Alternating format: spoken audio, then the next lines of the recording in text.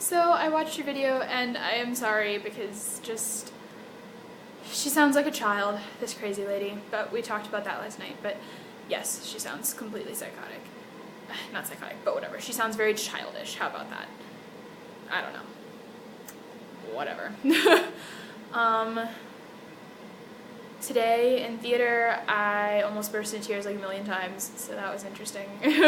We did like lots of really cool, interesting things though. Like the play that we're doing, well not doing, but like we're doing scene work on, is called Proof. I don't know if you've read it. It's really good, like you should read it. But it's this girl who drops out of school to take care of her father because he's insane. They don't really say what he has, but he's insane.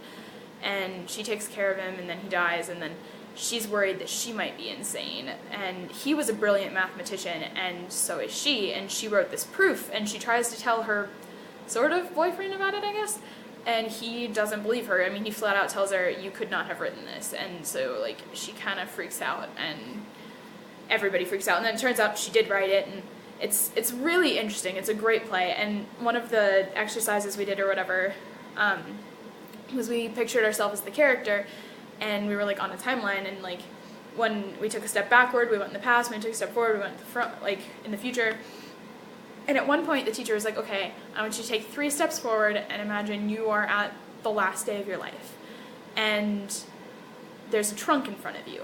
I want you to kneel down, open the trunk. What's inside?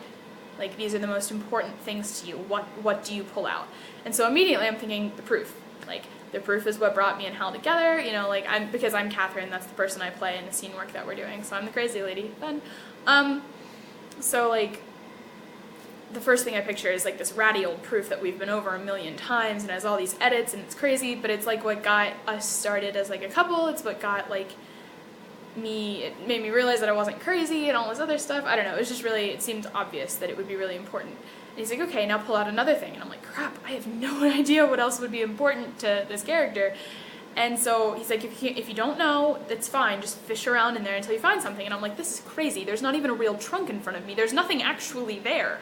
But eventually, like, it worked. It was weird. And I found a key. And I'm like, why is there a key in this box? And why is it so important to me? And, like, turns out it's the key to their childhood home that her sister had tried to sell. But they'd bought it back, and that's where they live now. And it was all happily ever after. Like, the house was important to the character, and I was like, oh, that's sweet. He's like, all right, now this is the most important, and it was just flash, of course. I knew it was like a picture of her and her sister and their husbands and their kids, and like, I guess I found out that my character, like her ties to her sister were a lot more important than they make it seem in the actual play. So it was really interesting, and all of us were really like a little freaked out, because when you're little, your imagination works that well, but you kind of forget that it can do stuff like that.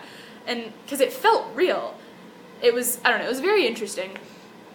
But I don't know, after I was freaking out the whole day. I don't know what happened. I don't know, I was really bad. So I called like the counseling place. I was like, can I talk to somebody? And like, oh, just come in. I'm like, I don't want to come in. I don't want to come see you people. I don't want to sit in your stupid waiting room. I don't want to like make new friends with a new counselor for like one day, because I had counseling literally yesterday, but I don't even know. And then I felt crazy. It was really stupid, but whatever. And this lady was really nice, and like she talked to me for a while, and I calmed down. I did a lot of shouting and crying, and it was a mess. I feel really bad now, actually, but like, I don't know, whatever. I feel okay now. I'm just trying not to talk to people because I just don't want to deal with people at the moment.